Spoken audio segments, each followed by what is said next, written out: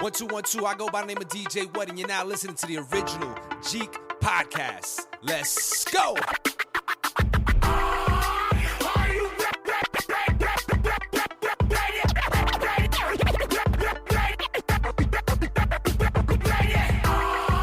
Ready to make an entrance, so backward cut.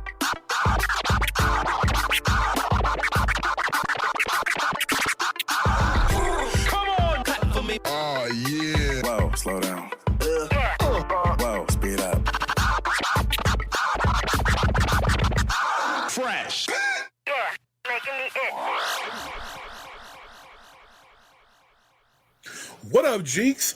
This is your boy, your host, the one and only Rockin' Mr. Magic, and welcome back to another episode of the original Jeek Podcast.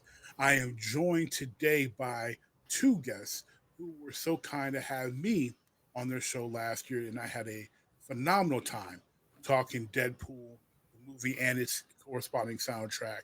So today, to discuss the movie Above the Rim and its soundtrack, I have the hosts of the Tracklist Podcast, Darren Jenkins and Chris Saunders.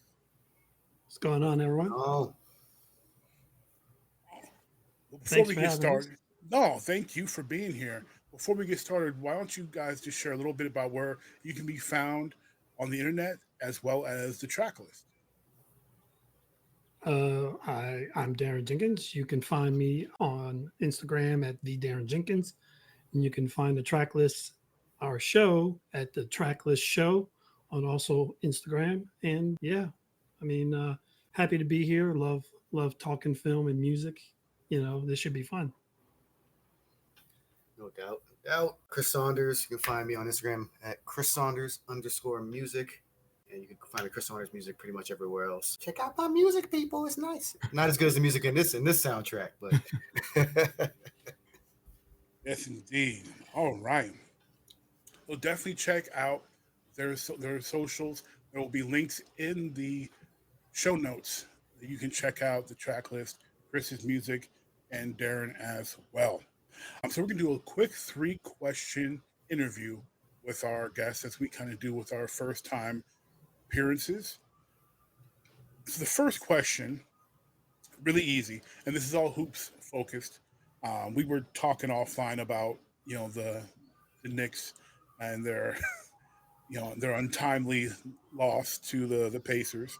But for both of you, I'll say Chris first. Your favorite basketball team, pro or college, who is it?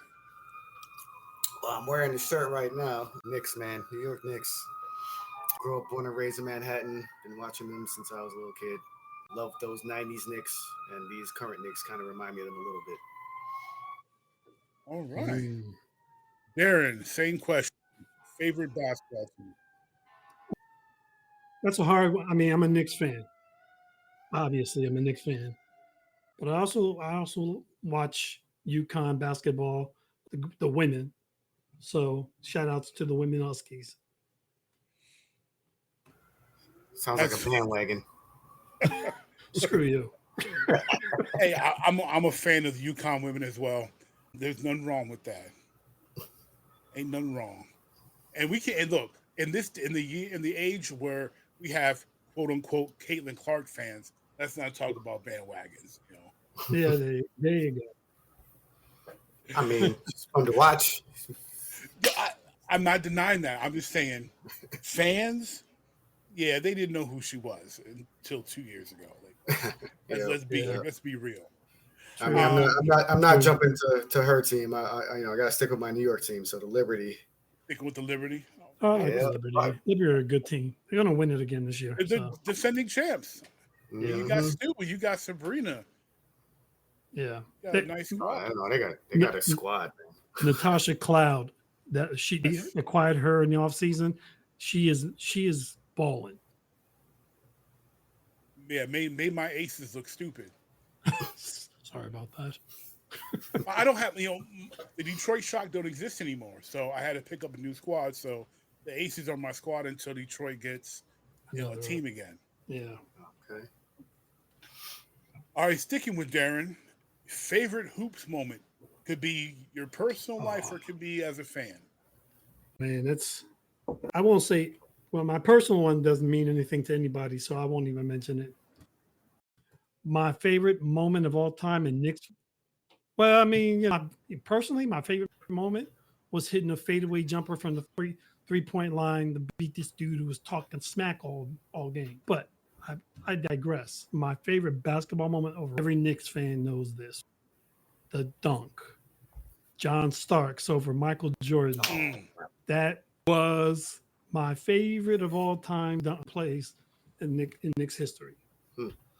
I mean, so there you can see the age difference between me and Darren because I put up the L sign immediately because I thought we were going to talk about Larry Johnson against the Pacers hitting that 4-point play. So no, yeah, I know the 4-point play. Okay, that great moments, both great moments. Being a Piston fan, I'll say that the Knicks gave me particular pain in the 80s when Bernard King dropped 50 on us in Game 5 in Joe Louis Arena when he had the flu and dislocated middle fingers on each hand. That's a good one too. That was just particularly painful. All right, last question. This is a heater because it's so oversaturated, but I have to ask it. Who's the GOAT? Who's the basketball GOAT? Jason Kidd.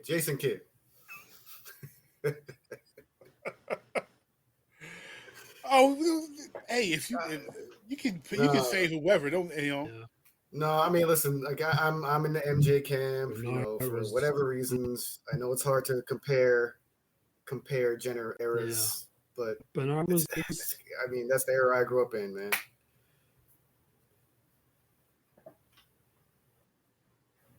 That's a hard question. Jeremy Lin, Jordan, of course. I'm gonna throw out, because I said basketball, because I think when people have this argument, they automatically just tunnel vision to NBA. When I say basketball, I'm encompassing what goes into the Hall of Fame, which is high school, college, international, and professional. So with that criteria, it is a New York player, and that would be the one and only Kareem Abdul-Jabbar. No one has his resume. Yeah, we're not talking about a movie now. We're just talking about the NBA. Which is like a movie. So we're going to talk about this film, the 1994 film, Above the Rim. It is, I guess we consider a classic, a hood classic at least at the minimum. Yeah, a classic film. It has to Hood classic. Yeah. Oh, it's definitely a cultural classic. It might even be a cult classic. Depends on who you ask, but it's definitely a cultural classic. Yeah, definitely a cult classic.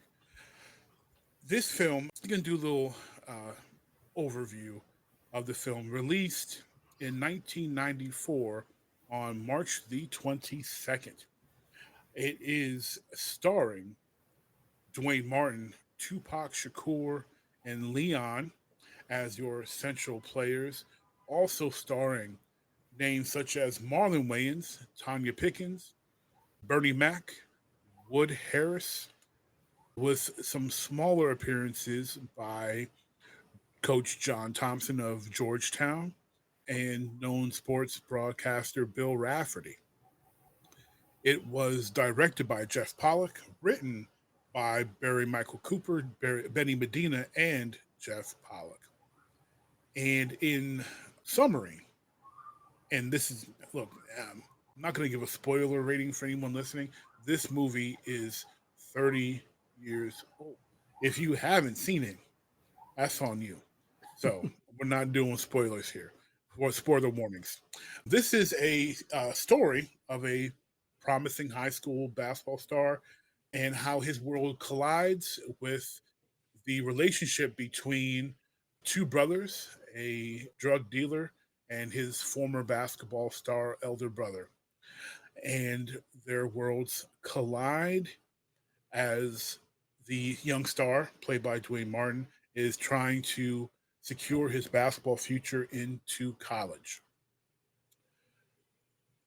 Give me your ranking of this film before we get into it 1 through 5. Darren, how do you rank Above the Rim as a film? So this is not obviously the first time I've watched this movie.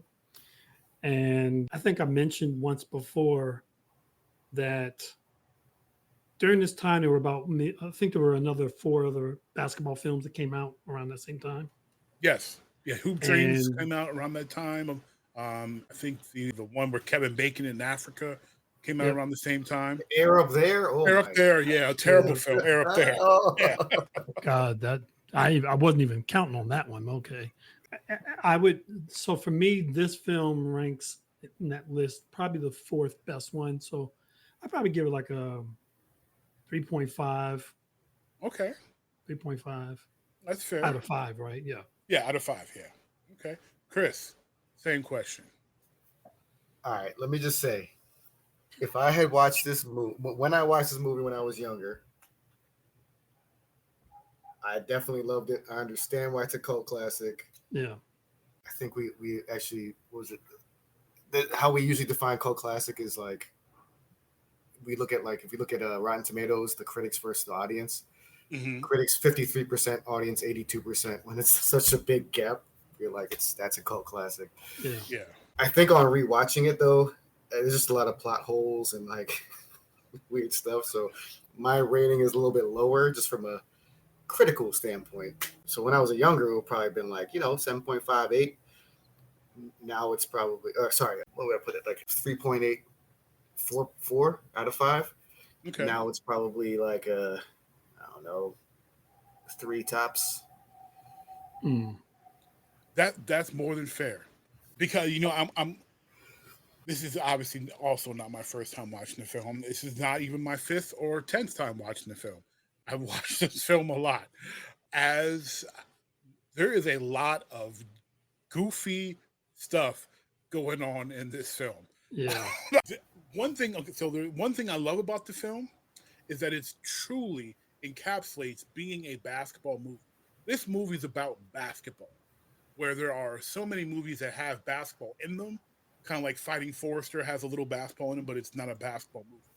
This is a basketball movie. It is centered so much around and involving the game of basketball. That's one thing I love. But when it's not focused on basketball, there is just weird, dumb conversations and stuff going on. So first, we'll start at the opening scene, okay, which involves basketball. But as the 3 of us being hoop fans, the 3 of us being former hoopers, Yep. Nutso and Shep are hooping, playing one-on-one, but they're on a roof. Now, y'all New Yorkers. In Detroit, we ain't never hooped on no roof. I don't know what y'all do in New York, because this movie is set in New York. But are y'all hooping in New York on the roof? Because that don't make no sense to me. Chris, you want to take this? Yes, it is very odd. Nah. But my school had a couple hoops on the roof. Yeah, we had there's rooftop with But cages. it was like, though. it was But like there's high cages. walls, and the hoop was nowhere near the side of the edge of the fucking rooftop.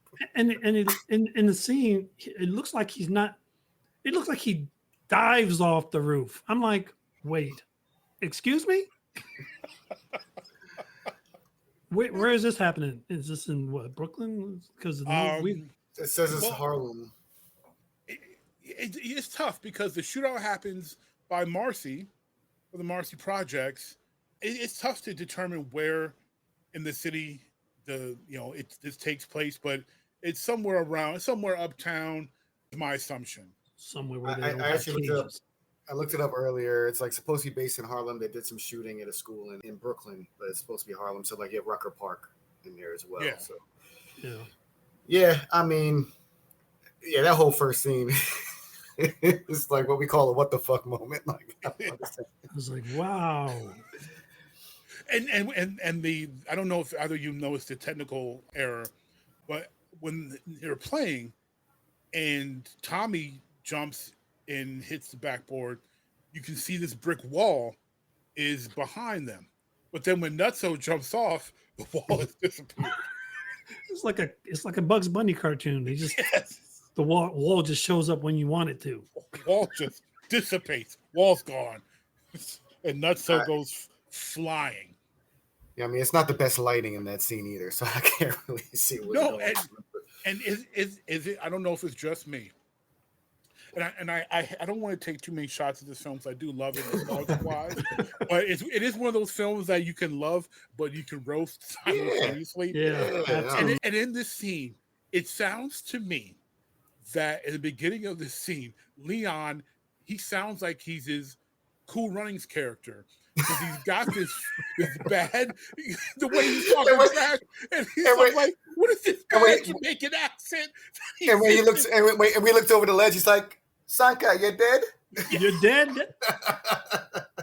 That's so you're dead.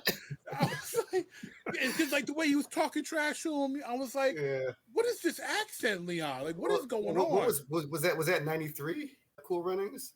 I think so, yeah, right? Yeah, or 94. Maybe he still had it in the system, man. It's understandable. Yeah, they were filmed close to each other, so it had to be in the system because I was it's 93. Yeah, yeah. I mean, listen, 93.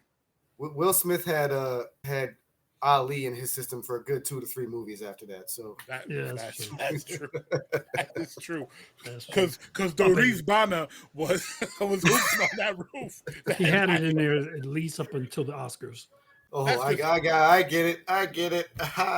When he smacked the smack, I got it. But that was such a crazy moment. That whole thing didn't make. And I was like, what happens when you shoot an air ball? How many balls are down there at the end? It's probably like bodies just laying down there from people playing. Somebody gets boxed out too aggressively, falls off. Like, come on, like that whole. Yeah, that whole thing was crazy. So we move in. So on the movie, we move on. We see Leon wake up because he's having a flashback, and Leon apparently is just sweaty from this terrible dream. And we get one of the harshest cuts in the movie because we go straight from that to Kylie Watson on the fast break doing a self oop for a 2-hand dunk. Yeah, that's natural. Yes, this is the first high school game we see, which of the Monarchs against, I don't even know what that team, the team with Montrose going to North Carolina. And, we see our lead character, Kylie Watson, played by Dwayne Martin. And they unfortunately lose because Kyle's a black hole. He's a ball hog. We were just talking about Jalen Brunson. Jalen Brunson in this. Oh, come on. Yo, it's too soon. It's too soon. I'm still wearing this shirt. It's all right, man. He's big body Brunson in this, man. but I was saying, man, Brunson, it's tough, man. It's hard to watch. And this movie, the games in this movie were hard to watch because of that. Yeah. It was like they were forecasting NBA rules in this game because no one seemed to know how to play defense and people were ball hogging. So I'm just like, okay, cool. It's kind of like watching the Knicks and Indiana Pacers. Yeah, that's fair. I will say that of basketball movies, in my opinion, despite the lack of good defense, especially in the high school games, the basketball looks like basketball. Like you can tell a lot of these extras aren't normal Hollywood extras that they throw on a basketball court that just look terrible. Like these guys looked athletic. They didn't look like great players, but they looked athletic enough to be basketball players. Now, they did not look like high schoolers. None of these cats looked like they in high school. Well, maybe they stayed back a couple times. I mean, no, because old boy who played, now I forget his name, the muscle Starnes, the power forward, the big dude, that Kyle's brother team? On Kyle's team with the pretty boy Starnes, muscle bound dude. That man had to be 30. Was he? Was that Henry Simmons? That is Henry Simmons, yeah. Yeah, I know him from Shield, Agents of Shield. Shield, yeah. That man had to be 30. I mean, listen, that's a symptom of like the 90s, man. Like the 80s and 90s, those movies where like you're supposed to, like the Breakfast Club where everybody's like 30 in the movie. Forever 30. Yeah. It's not new to this. No, I mean it's a Hollywood thing, but it's like you can throw somebody in there that kind of looks like when the high school Power Forward has a 5 o'clock shadow. It's like, come on. Yeah. What about his friend? What about his friend that he's supposed to get food with, and then like Marlon Wayans comes in and they go. Okay, so Bobby, yes, Bobby's the only one that and he's probably 20 something, but he looks like kiddish enough to like maybe, but everybody else looks grown. Yeah. Dwayne Martin is like, bro, you grown, man. Telling me they couldn't find some high school kids to come and just play a game of ball for like 30 minutes. That's what I'm thinking. You're in New York. Think about the players that were hot and young at that time. Stephon Marbury's around there. Like, you can't tell me you can't go Kenny to Anderson. Christ the King and grab some players and throw them in the movie. Like, you can't tell me there's a plethora. Felipe Lopez is big at this point. Like, the city is full of ballers. There are a lot of, Yeah. That's probably too early for Omar Cook, right? Too early for Omar. He's more my generation. You could probably get Kenny Anderson. Probably was around. Well, Kenny Anderson was already an all-star in the league by that time. Yeah, we can still bring him in. He was a baby face. Yeah, and he was younger than Dwayne Martin when. Yeah, that's what I'm saying. Like, he was younger than him. I'll tell you what, though, as a basketball player, I would fuck up both Dwayne Martin and Leon. I'll fuck them both up. That's cap. That's cap. I'm calling cap right now. That's cap. Well, they're older now, but I say I'll fuck them up now too. But but I'm sorry. Dwayne, if somehow you hear this, we want to see this one-on-one. We want to see if you still got it, Dwayne. Probably 60. Older than me. Oh, he's older than you. I got him. He's on my age, probably. Let me see. He is. Oh, he's 59. Oh, all right. Yeah, he's almost 60. Yeah. I mean, it's only. I'll still ball. I'm 58. I can still ball. So, but let's be. I'll fuck up Darren too, though. Okay. And this was the podcast. Thank you, everyone. Okay. Well, being that you say that, I'm gonna throw. I had some trivia questions saved for later, but I'm gonna give one now. Sure. And just in lieu of Chris's Trash talk. declaration. Trash talk. We're gonna call that a declaration. Hey man, I'm from New York basketball player. What the hell do you expect me to do? No, I expect you to be confident. I don't expect any baller to say that they're gonna lose. Have you listened to our podcast before? Seriously? Yeah. Well, so the question is, which cast member was signed but eventually cut by the New York Knicks? Oh, Dude, I don't think any of them should have been. I'm gonna say Leon Robinson. Okay, not bad. Chris, what's your pick? Now you got remember you got Leon, you've got Dwayne, you've got Marlon Wayans, you've got Bernie Mac on this. You've got Wood Harris, and then you've got all those extras from the shootout and stuff. Yeah, I mean, I don't know if I can name any of that. If I was going to name somebody, it would be Wood Harris. Yeah. Okay. Just because he's such a beast in this movie. that he is. Is that your guess, Wood Harris? Yeah. The coach. Okay. No. That's actually not a bad. That's surprise. Because he could have been back in the day. Yeah. Mm-hmm. True.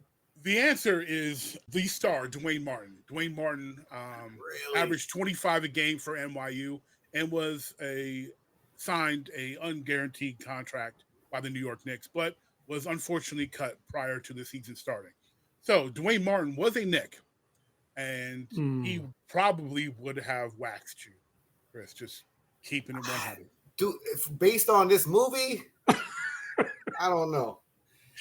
Because like right, he does that thing where he's like going through legs, just like hopping, right? Yeah, but there's no change of rhythm.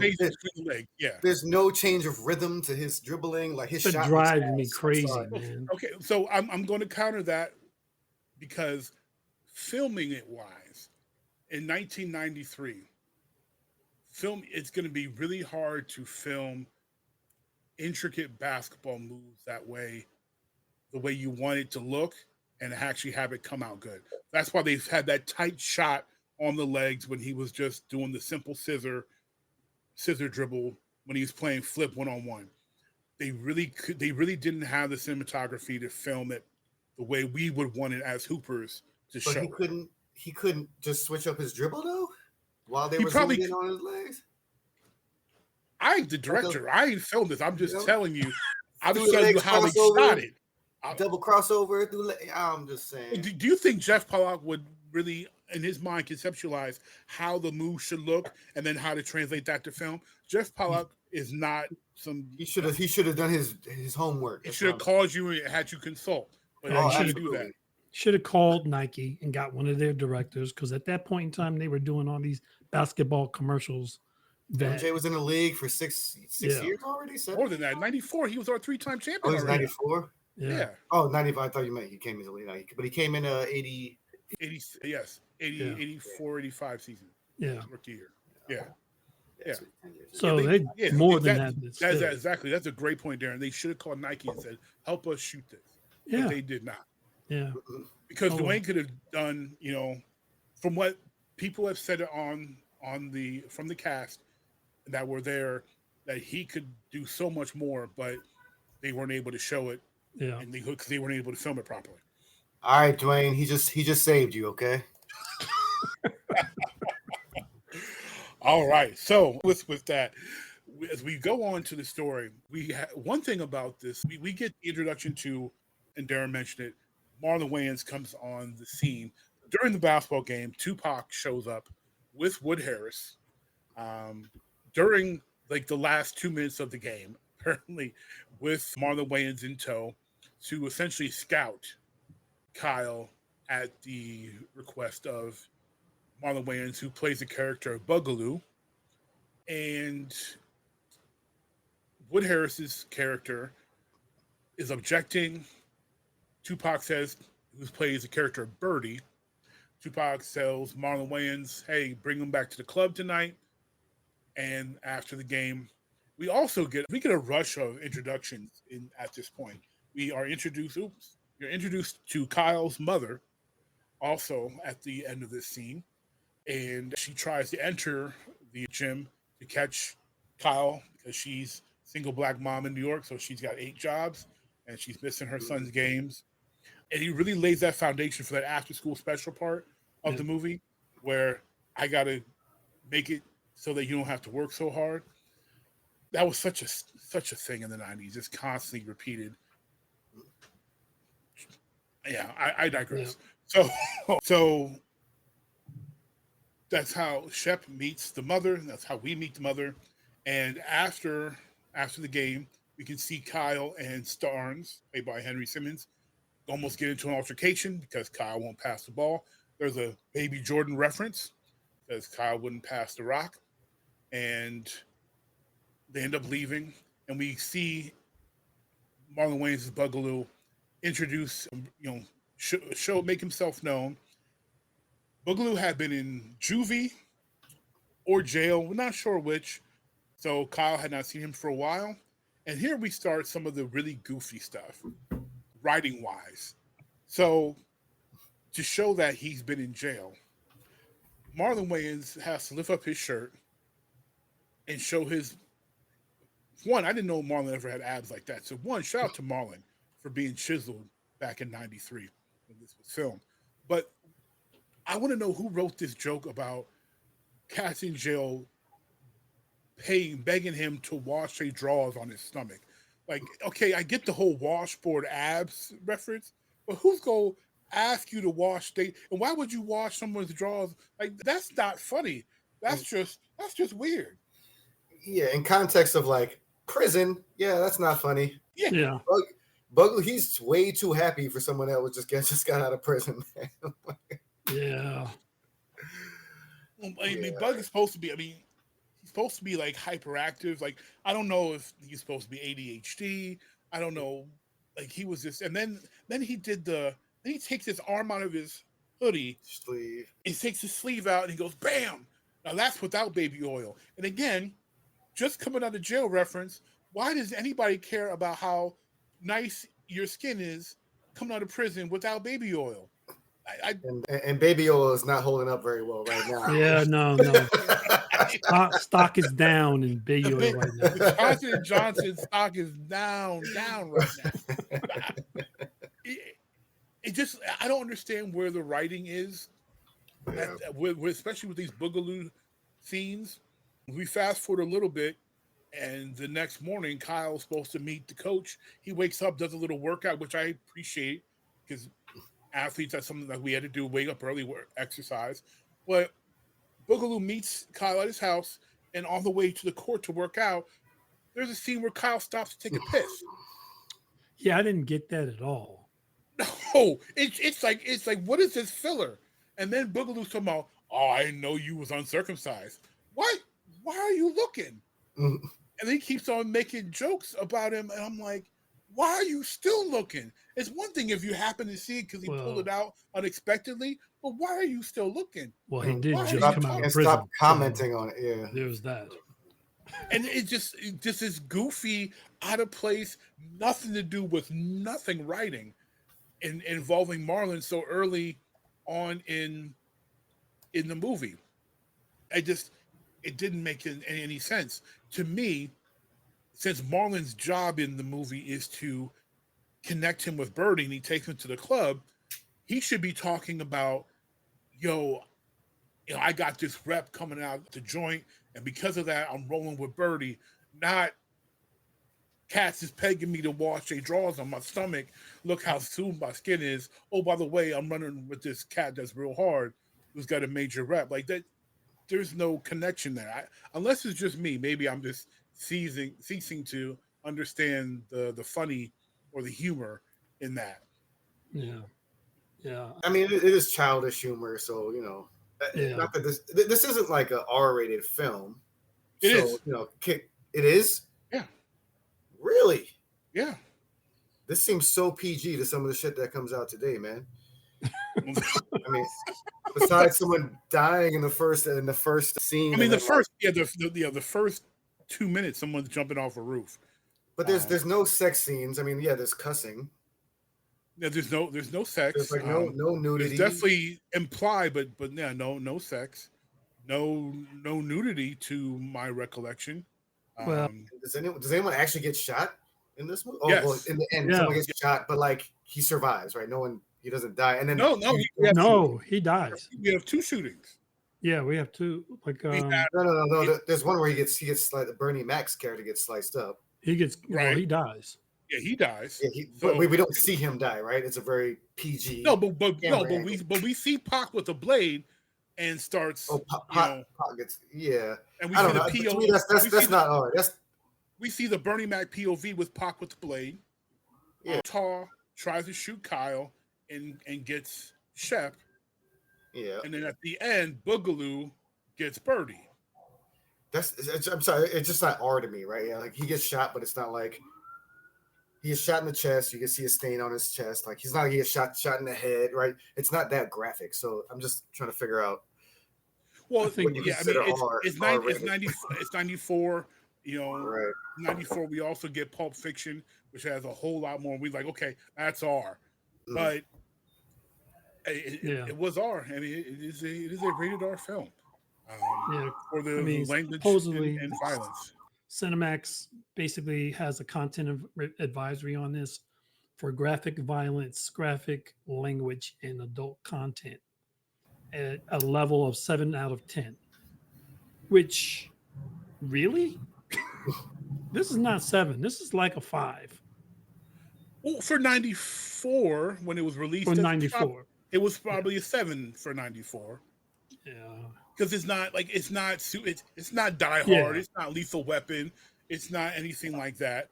But for a movie that you may let your 14-year-old kids see, it's probably,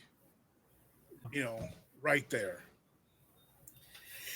Wow. And I think they did that probably on purpose because of who they want, the demographics they want to see this movie. They want young black males to see this movie, basketball players, kids with aspirations, kids who can identify, with the story and the character. So if it's an R movie, you want it to not be super R because you really want those parents to feel okay enough to take their kids to see the film. And if it's too gory, then they're just gonna be like, "Oh no, we're not doing that." Yeah. Because think about it. I mean, Boys in the Hood was R, and the level of violence in there was not even like this. Yeah. On 94, you had movies. You had Pulp Fiction. You had Natural Born Killers that was out. Shallow Grave. What's New Jack City? New Jack City was 92. Was it? Oh, New Jack City. So this is funny one. So fun fact, not even on the trivia. Same writer. This is set in the same world as New Jack City. Oh, okay. But, which they are rebooting at this moment. They're doing this. I am not happy. Yeah, I'm not looking for just like that Superfly reboot.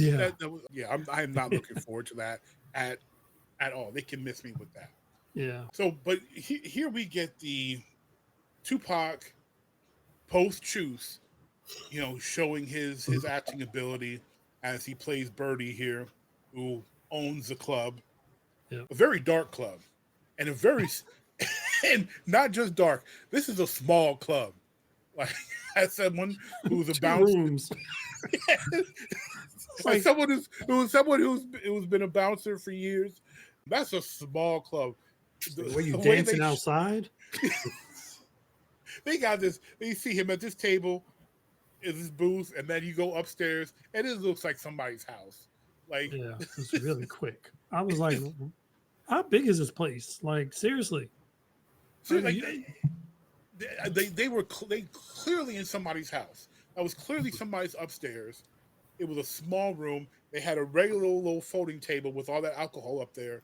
People slow dancing. It looked like some grown adult thought they were 15 and they were having a party because they got the couple slow dancing. They got the music in the background. I was like, this ain't no club, man. This don't even look close to a club. Yeah. Well, maybe in 80, maybe in 94, that's what a club happens to be. I wasn't in clubs in 94. I don't know. I was in clubs in 96 and 95 and 96. So I can say close enough and no club. That was just... Yeah, the clubs I was going to in like 98. This place called Carbon in the city. That place was fucking huge. So I don't know. I think what was the name of it? It was called Carbon. In fact, Carbon. I remember Carbon. I saw Eminem perform there before he got big. Granted, this movie only had a $6.5 million budget, so that was probably somebody cast member or crew member's house. Yes, because why spend the money on a club that they're only in for 3 scenes? Yeah, something like that. Yeah. The initial meeting, the players meeting, and then the very end. So it's like, why spend the money there? Yeah, smart budgeting, I guess. So there's a lot of filler in this movie that, as a kid, I didn't mind as much because, I love basketball. But there are not one, but 3 scenes of just practice. So they were, and it's always the same drill. Was it the same? It's probably one. They only filmed it once, probably, and then just from different angles. So the first one we see is Kyle and Boogaloo practicing, and then they get in the fight with Flip. But then we see the team practicing twice, and like you said, it's the same. They're doing the tip drill, Same thing, and you know it's the same scene because you see the coach clapping the exact same way. Oh, all right, come on, guys, pick it up to the half court line. Let's go. I'm like, this is the exact same footage. Yep. But that's what practice feel like sometimes, though. You ain't lying. Same fucking thing over and over again. Repetition. Yeah. So for the realism, I can appreciate. Yes, this is what it's like. It's repetitious. This is how you get good, is practicing and focusing. And we see a little growth because in between these practice sessions, Kyle and Shep had a little interaction where, for some reason, Kyle never had someone teach him how to shoot a jump shot properly. He did not know he needs to spread his fingers more and flick his wrist more to get better rotation on the basketball. This guy's only a senior. Yeah, this guy's only a senior in high school. This is the same coach that coached Shep, but somehow no one's told him this. That's Thibodeau. I tell you something though. If you look at some of the jump shots in the NBA, it's understandable. Yeah. That's a good point. I don't know how some of these guys got to the NBA. We talk about you, Michael K. Gilchrist. Oh, don't get me started on this one. No, we're talking about Halliburton, dude. Oh yeah, Tyrese. Halliburton's shot is awful looking, but it goes in for some reason. Yeah, but at least his elbow's straight. Unlike some of the other players. But even Reggie's shot did not look good. Remember he had that cross and the follow through and everything. Yeah. And he admits to it. He's like, "Yeah, I know it's crazy looking, but it goes in." And I guess that's what matters, right?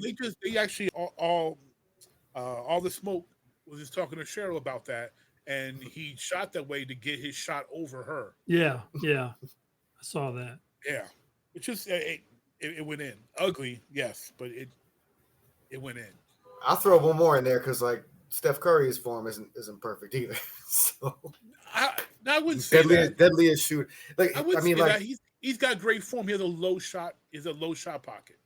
His chamber is low. He shoots. Yeah, he shoots from the chest. It's a really low chamber. Right, but that's not. Chamber's up.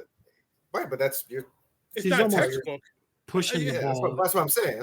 Yeah, he is one of the if not the best. Well, he's the best 3-point shooter of all time with technically the wrong form. So, what does anyone else know? Yeah, no, I mean, I mean, when you're that tiny, as tiny as he was, you got to get that shot up there. You know, when you look at Clay has perfect out of the book textbook form. And like Ray Allen, probably two of the best. Allen Houston. Those guys all textbook form. Allen Houston's arm was a little bit out. His elbow was a little bit. Sorry. I was a huge Allen Houston fan. I'm a big Allen Houston fan. Piston fans still mad Allen Houston left us for the Knicks. Okay? Just Allen Houston and Grant Hill would have been a dope dude. I'm mad we only got it for 1 year or half a year. So hey man, Grant Hill, if he hadn't got injured, probably would have been my favorite player. Been amazing. Him and Kid were my favorite players of their rookie year when they got both rookies of the year. I love both of those guys. As much as I'm sad for Grant's career, I can't be mad because the trade of Grant Hill to Orlando is what brought Ben Wallace to us. Without Ben Wallace, we don't win that chip in 2004. So I have to be cool with that. So why you just gonna rub that in, huh? It's because it's funny. I was just thinking, like, we talk about when this movie came out in 1994. That was the second to last time the Knicks were in the finals. Yeah. Yes. That is a damn shame. And that was the finals y'all should have won. Y'all ain't had no chance against the Spurs. Y'all should have won that final. Should have won. I was rooting for y'all in that finals. Should have won. John Starks, 2 for 17. Stop blaming John Starks. That's Pat Riley. That's coaching. Put the ball in the big man's hand. He's the one who got you there. Everyone knew Starks was streaky. Give the ball to Patrick. If you live and die on Patrick, okay, he's the superstar. That's his job. John Starks was not your superstar. Should not have been chucking that many shots. Right.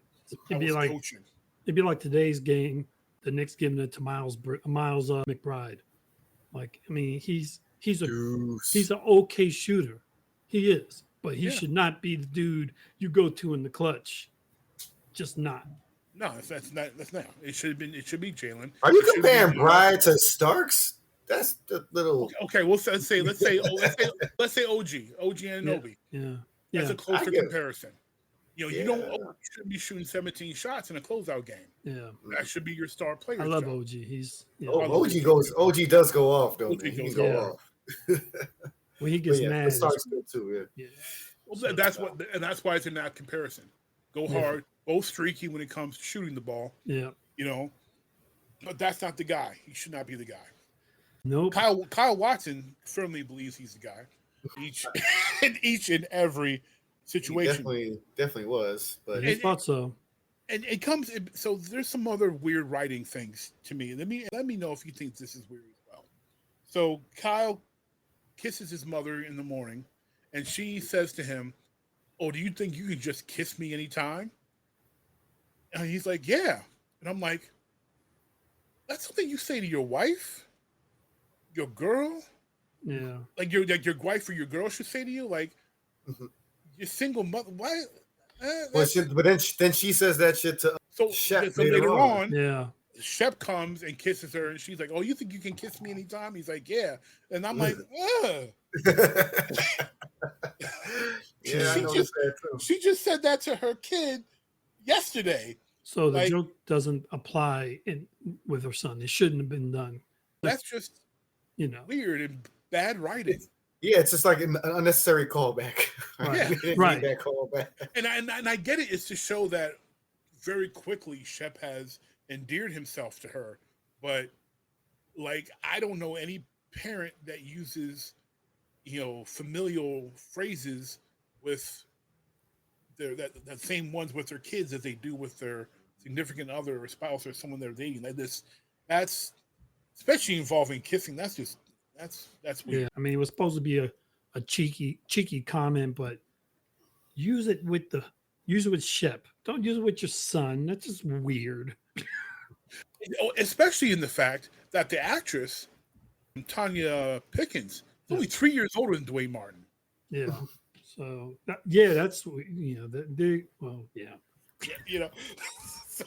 that's it goes back to our whole thing about the age, right? Aging of the the way the 90s loved putting 30-year-olds as high schoolers. If I personally speaking, if I were her, I'd be like, wait. You want me to be his mother? So you think I look old enough to be his mother? I mean, she pulled off the role. She did. Oh no, but she might have done the best acting job of anybody in this film. No, she definitely the best actress. Fantastic. Yeah. Especially when she was upset.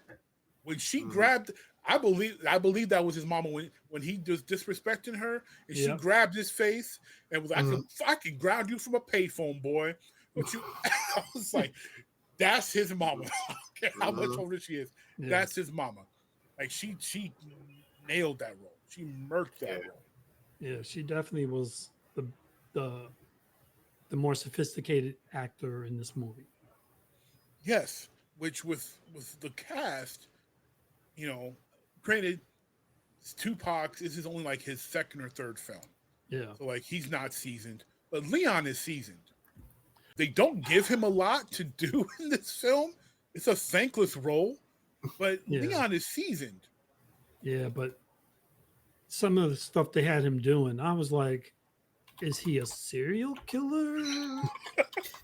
I think he took this role to be as far from Cool Runnings as possible. He's like, I don't want to be mistaken for this brother in Cool Runnings, so I am going to be as blah as I can possibly be. He just didn't want to be typecast. Whoa, dude! It was you went too far. And then he goes and does a Cliffhanger. Remember that role? Oh my god! It wasn't Cliffhanger. That's right. Whoa! He went completely about that. He was fighting Stallone in Cliffhanger. I totally forgot about that. He went a completely opposite direction. That was wow. He kept overshooting his mark or something. I don't know. Well, he definitely didn't overshoot anything in this role because he was half asleep most of the time. I was like, when he's in the diner. Yes. Just sitting there, zoned out. He looks like he's like either he's on some type of drug, or he's just a serial killer plotting to wait for his next victim. Well, it didn't make sense how they so they kind of wanted him to look like he was on drugs because that there's that whole underlying, like, apparently everybody's on drugs. Apparently Nutso was on drugs. Right. Flippy getting high. Birdie selling to everybody. So when they're driving, and when Bugaloo's driving, Motaw and Kyle and them, and they see Shep doing his one-on-one game in his mind with Nutso, and they're like, oh, don't, what is he on? Like, don't sell to him. Like, that was the moment where it's supposed to be like, this guy is, he might be on drugs, not him just, but like, it's either he's on multiple drugs, either he's on heroin and he just goes to Charlie's and while he's flying and just eats and he just sits there for God knows how long, or he's on uppers and he's, on the court just spazzing out all over the court. I don't know what he's supposed to be on, but it's not clear on whatever he's supposed to be on. Either he's super down or he's super high. There is no. Or he's bipolar because of his experience. Or he's a bad actor. Hey, you don't talk about Doris like that. You don't talk about David Ruffin like that. Ain't nobody coming here. David Ruffin, yeah. Nights like this. You leave David Ruffin alone. Damn right. And they make that joke about him singing when he takes Kyle's mom out to see Shaft. They had to throw that in there. Leon singing because Leon was singing very frequently in his movies. She was rough, man. She was rough. She's like, please stop it. I can't take it. I was like, damn. I was like, yo, this is Leon. Leon can sing. I'm like, this is your first date. Bad either. Yeah, it was his first date. Y'all, you need to compliment him. What's wrong with you? And it wasn't like even a real date. Like, he was in line to eat and she just rolled up and then they end up sitting together pretty much just despite the waitress who failed to pick him up. And then they went to the movies after that. It was like, this wasn't even a planned date. This was just spur of the moment. That waitress was so salty. Understandably so. She actually made an effort where Kyle's mom just rolled up on him. Just walked up. And was dissing. The first time they met, she was dissing. It was like, is this his friend? Who is this guy? And this man made me miss Kyle. How dare he keep me from walking into the gym that's emptying? Like, what does he know? Yeah. The way they went on a date to go see Shaft in '94. Yeah, it was a rescreening. What's the problem? I don't know. I saw Casablanca in the theater. I saw Shaft in the theaters in the '90s on those. But the thing is, it wasn't during the week. It was like one of those weekend matinees. Okay, all right. But so I mean, possible. I don't think it would have been during the week, but yeah, I saw Shaft in the theater in the '90s. So definitely possible. Darren saw it in the '70s. I did see it in the '70s. Thank you very much. I knew you did. Don't be mad that you wasn't there to see it in the '70s. That's what I'm saying. Don't be mad, man. I got to see it first. I'm good. Thank you. The cultural references are pretty good there. That's one of the good things about it. Now I've mentioned some goofy stuff. Some goofy stuff is pretty funny.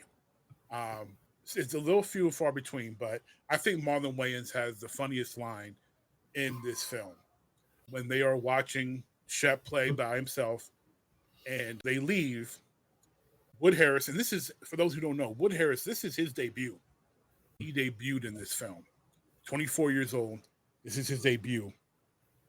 Wood Harris tells him to pull over. He sees some guys that are supposed to be earning for him. They don't got their money, and he lights them up. Wood Harris only needed to send this clip in, to audition for The Wire. This was like Wood Harris and The Wire before The Wire. And after that, he gets back into the car, and Boogaloo drives off, and him goes, "Nigga, you need a role model or a hug or something." The look he gave him, it looked like like he meant every word of that. I would not be saying shit to him after he beats the shit out of two dudes, man. I just drive the fucking car and shut the fuck up. Yeah. Well, that's Boogie's problem. He couldn't. He could not shut up. He couldn't. It's kind of it does get a little annoying, man. I do worry for his safety in this movie. Tell you though, Wood Harris has done some good movies. Yes. He remember the Titans, where he was 30 playing a high school student. He's in Creed 3. He's in Blade Runner. Yes. I mean, God, dude. I mean, Wood Harris has a fantastic filmography. Yeah. Yeah. I don't know if this was the reason why it happened, but certainly didn't hurt. Yeah. And he's in another basketball movie, Shooting Stars. That's right. Yeah. I can't say I've ever seen that. For this to be his debut, it's an impressive debut for as well as he performed, because he had everybody scared. Like, I wouldn't be that scared of Birdie. Motal, he's crazy. Yeah. Motal he's is just like no thought about it. He just goes. He's homicidal. He's completely. I'm a soldier. I'm a soldier. I don't. I mean, you say that you're not afraid of Birdie, but I had a friend growing up. No, I'm saying I would have been more afraid of Motal than Birdie, because Birdie is a businessman. He's thinking business. You can talk to Birdie. Motal, there ain't no talking. There's no negotiating. There's no appealing to his business side. There is no negotiating. That dude, if he wants you dead, you're dead. That's it. And he had zero qualms in broad daylight to pull the strap and try to shoot Kyle. He tried shooting homeboy in the middle of all those people. Yeah. I was like, what? You're at the Rucker. There's hundreds of people around you. Like, seriously, dude, not the best time, but okay. Yeah, he had no, and there was no pause, no like, I'm gonna get caught. It was okay. I got hit on my business, like, and I think that soldier line really made sense, because he really embodied that. He performed that well. What he didn't like getting demoted for Kyle, but he did what his commandant told him to do. Yeah. And then when Kyle stepped up, he was ready to step up. He was ready to step up and shoot. He was ready to do what he was told to do. So, like, Wood did a fantastic job, especially for a debut. You can't really ask much more of a guy for his first film, and to have such a strong supporting role. Yeah. How did you guys feel about the small role Bernie Mac had in this film as Flip? I love Bernie Mac. Bernie Mac can do no wrong for me. I would say, to me, it was the second best performance in the movie after Tanya Pinkins. I wanted more. I was sad that he got killed off and whatever, but I wanted him to do better against Kyle. Yeah, me too. Yeah. I felt like that would have made a little bit more sense too. I thought that was done well, because he showed that he had something at one time, but he also had to show, like, Kyle's at his peak. Flip is got a drug problem, homeless, so he doesn't have nutrition. He's in rags. He doesn't have the right shoes. Like, he's at a massive disadvantage. So for him to come out there, do the move he did that had Kyle on his heels a little bit, I think told the story that they were trying to tell. But yes, I agree. I would have liked to see more, especially to really go into the relationship, with Tommy. I think that would have made more sense to give a little bit more to Shep's character, because all we really have is that he's, mourning the death of Nutso. They didn't even go enough as far as into, his mother. Like, the mom being dead is like an afterthought.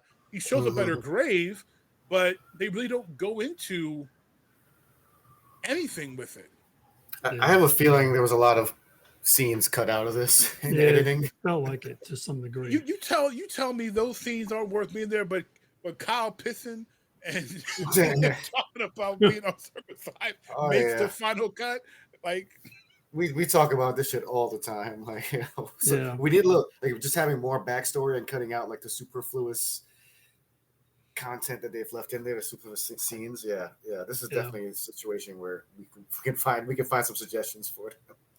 Yeah. But again, this movie is mostly about basketball. We have a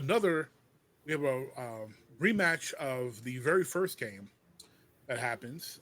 And this is different because now Kyle's mom and Shep are in a relationship, and Kyle's mom can actually make the game, and Kyle loses it. He's not focused. He's at all. His mind is constantly looking at his mother, looking at Tommy. He'll make a good play and look over and see Shep talking to his mom, and he's turned the ball over. He's being very current NBA, asking for fouls that aren't there, getting called for travels and being like, that's not a travel. Very prophetic, this movie ended up being without even probably intending to be. Time travel to the playoffs this year. In his frustration, Kyle throws an elbow at his rival Montrose. Montrose responds when the ref's not looking, and then Kyle pushes him and gets himself teed, gets himself ejected from the game. He goes wild, tries to go after the ref, gets held back, gets taken down to the locker room where he decides to have a little breakdown, to where we get Tanya Pickens really, I think her best, her best scene, especially her facial acting. Monroe, Tommy's Shepard's partner, talking to Kyle. Shep comes down. Hey, Kyle, what's wrong? Kyle goes after him. Says he's going to hurt Shep if he doesn't leave his mom alone. Mom appears, and we just get a great scene between the three of them. But unfortunately, Leon doesn't do anything, but it's not his fault because the character is not supposed to do anything, but walk away. But the scene's a little confusing to me. It is like confusing. To me, it's confusing because you get the best emoting out of Dwayne Martin in this scene, and you get Tanya Pickens doing her best job in this scene, and even the brother who plays Monroe, and I forget his name, but he's been Byron a character actor. Mintz. Yes, Byron. He's been a character actor for a while. He does a good job as a supporting role. You get this great performance out of all three of them, and Leon has nothing to do but walk away. And it makes the scene fall very flat. Yeah. Well, I'll give shout outs to my boy Eric Nees, who plays Montrose in this movie. And it didn't make sense to me. The reason why it didn't make sense to me, and this goes back to the original point about him kissing his mother, and then also the point of what, the snarky like comeback that she gives. Was he his mother, his girlfriend? Because it seemed weird that your son would be jealous in the way that they wrote it. Yes. Not that it wouldn't upset you that your mom is dating somebody. That's not that's honest. That's an honest thing. Like, yeah. But the way they emoted it just felt weird. Like, I'm like, that's not his girlfriend. Stop acting like this is his girlfriend. If you were going to do that, then you should have wrote the part like that with another character who is the girlfriend and whatever. But that was weird. I think that whole build up, right? Even during the game and like Kyle blowing up, like I thought that was really done well, right? Like as basketball players, we're like, if like we feel like we're getting unfair calls, like it builds up in that way, and I feel like they did a good job of building that up. Probably a little too distracted by his mom and Shep, but whatever. And so you bring all that emotion into the locker room, and then Shep coming in, and then and then the mom's like great acting, and then Shep. What does he say? He says like, "Why don't you ask him?" I don't know what that means. I don't know what that meant at all. That's because he mentioned that Birdie is the brother. So he mentioned like his own brother says he ain't worth anything, and he's like, I'm just trying to protect you. And she's like, from what? And he goes, ask him. And so then all eyes turn to Shep, and then he just turns and walks out. But what does that mean? Like he's trying to protect his mom from because Chef's he used brother to be in Bernie? the life. Yeah, yeah. Well, I mean but no, Chris, it's a great question because we don't. There's no. The It'd be backstory is missing there too. Yeah, it would be one thing if Kyle knew about Nutso and that Tommy is someone who just walks out on people, or if Tommy had done something potentially dangerous, or was just like, but there was nothing to protect his mom from. Playing basketball up on the roof. Mom, this guy might ask you to go outside and watch him. Don't do it. If you see him outside play one-on-one with his dead friend, just let him go. It's okay. He's housebroken. He's not going to tear up your furniture. He just plays one-on-one with his dead friend. He's processing. And honestly, even though he couldn't get off it, at least the man was processing, in some way, but like there was nothing to protect her from. Now, if there was an inkling that he was going to be working with Birdie, in dealing, or there was something that says red flag, but there was nothing about him that was a red flag, except for the fact that it's in the script. Like, they didn't present anything. And that's why, to Darren's point, it seems like he's jealous, like his mom's his girlfriend. And even though nowadays there is so much research about single moms treating their sons like their man and not like their son, and there's a whole plethora of context that could be there, but this movie is clearly not trying to talk about that. This movie, if it's showing that, it showed it accidentally. Jeff Pollard did not write that into this film, So I can't take that very real thing and apply to this film because he definitely didn't mean it that way. It's just treating the mom like a girlfriend because they didn't know any other way to show the conflict between them. Yeah. Like I said, when you asked me what I rate this film, there are some just plot gaps. Yeah, it's bad writing. Unfortunately. Yeah, bad writing and probably, like Chris said, a few pieces of film still on the floor that they edited out that don't make a lot of sense, especially, given the holes that already existed. Yeah. Someone release the Snyder cut of Above the Rim. Yeah, the Snyder cut. We want the Above the Rim Snyder cut. Ends up being 7 hours long. I don't need the Snyder cut of anything. No, I'm good. With 50 more basketball scenes. 50 more scenes of Shep playing by himself. Yes. each one slightly different. And there's like 20-minute outtakes of him playing basketball by himself. It's somehow losing the ball while he's playing without the ball. Yeah, we do have one scene where I think Leon had something to chew on finally, and I think he did a good job. I love your guys' thoughts on it. So Leon out is again playing one-on-one with Nutso in his head. He's about to leave town again, and Birdie shows up and talks to him, and they have a conversation where we actually get to see a little fire out of Shep.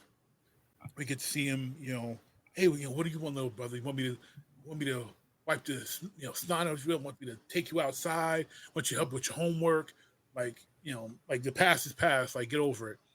They go back and forth, and then we see on the other side of the court, in all happenstance, there's an older brother teaching his little brother how to shoot a basketball, and Birdie's like, oh, I never could get that. And then he does the infamous, and I'm ashamed to admit I did this in the 90s because it looked so hard. And I did it for 2 years too long. Then he does the and blows out the razor blade out of his mouth. In retrospect, as a grown man, that was stupid. And any child that emulated that like I did was stupid. But a good scene that Leon actually had something to work with. And I think it's really the only scene that Leon had anything to work with. And now you know why it's a rated R movie. Just because they probably couldn't make it a PG with that scene in it. I had a friend of a friend that fucking walked around with razors in his mouth. I Really? was like, what the fuck are you doing, dude? I feel like that's a mistake. Yes, it was, and I got good at it, but yes, it was stupid. God forbid someone accidentally hits you in the head while you're flicking this blade. Even as good as you can was flicking the blade wrong. God forbid someone accidentally hits you, you're slicing your tongue up. Or I thank God it swallowing didn't happen to me, or you're swallowing. I thank God it didn't happen to me. I wised up before something like that happened, but I can't imagine how many people did that. Just like when all those guys were lying on the road after the program came out, everyone's like, "Oh yeah, let's lie in the middle of the road." Right. People see stuff in the movies, and unfortunately, we emulate it. I can't even chew on a too large piece of Doritos. I can't imagine a razor blade. Yes, thank God there was no social media at that time. Can you imagine? It'd be like a razor challenge out Yes. there, like Yeah. raise money for fucking ALS. Yeah, I probably shouldn't clip this for social media just because some kid's gonna see it. They're like, "Oh, let's do the Tupac razor blade challenge." No, that's not the intention at all. I don't think you have to worry about it. I was on TikTok the other day, and there's this guy who stands on the street and asks people different questions. And one of the questions he had a picture of Tupac. It's like, "Who's this?" And nobody could answer who it was. Nobody. And I'm just one of them was probably wearing a Tupac shirt while they couldn't answer. I mean, you should be ashamed of yourself. Probably. Wow. All right. So we are going to move on to the end part of the movie, the shootout, aptly named, where we have a whole lot of basketball. So if you come to this basketball movie expecting to see basketball, basketball or just dunking? It is New York City street ball. There ain't nothing but dunks, man. 1994 dunk competition. Yes. Yeah, that's what it was. The 1995 competition. Until Shep gets in the game. I'll say this about the. First of all, I was surprised there was so much footage of teams that had nothing to do with the story. Yeah. You just had these teams. You had this yellow team, this purple team. You gotta see the competition. ain't none of these cats got nothing to do with this story. But one thing I thought that I noticed that you don't see as much in other basketball movies is there was a lot of misses. People were missing dunks, missing shots. There was a lot of missing. I did not notice that. I think I just saw all the dunking and I was like, okay, let me fast forward through this. I was waiting for them to start playing Sweet Georgia Brown. But no, there's a lot of missing that you see. And I think that, for that type of, tournament, added a little bit of realism to it, especially because you have these extras who are clearly athletic guys, able to do some things in the basketball court. And again, it's a movie. No one sells a movie on jump shots. That's just not. Yeah, but it's not. If I was in it, oh, come on. Because you've got that flashy J, Chris. So we have the decision the big decision here. Kyle decides to not play with Birdie and decides to play with his coach. He brings the uniform and somehow all the money, which I don't understand because he spent money on the hooker, but somehow all the money and all the gifts that Birdie had given him back, because obviously, can't be taking gifts and go and play college ball here. This is pre-NIL for you youngsters listening. There is no NIL. So he decides to go play with his coach. Tournament starts. We have a lot of dunking to Chris's chagrin. And then finally we have some of the Birdmen, where we see Wood Harris. I like to call them the Monstars. The Monstars. We see Wood Harris just go off on everybody in this tournament. Wood Harris thinks he's a bad boy Piston with guns.